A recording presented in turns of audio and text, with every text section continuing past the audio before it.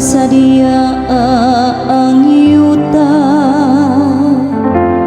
papalipaya ang daghang mga puno.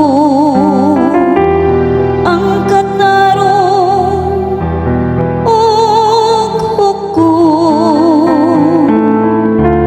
mao ang gibarugan sa iyang trono.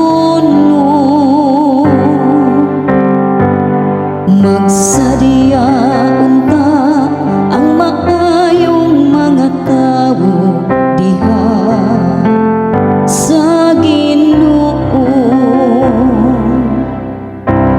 Ang mga bukid milanay ingog talo, atubangan sa Ginoo,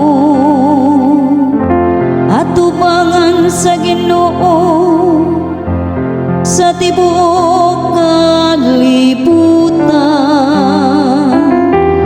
Ang kalangitan nagasangyaw sa iyang katarong, ug ang tanang mga nasod nakakita sa iyang himaya. Magsadya unta ang maayong mga tawo diha sa Ginoo. Ang kahayag mibanag-banag alang sa matarong,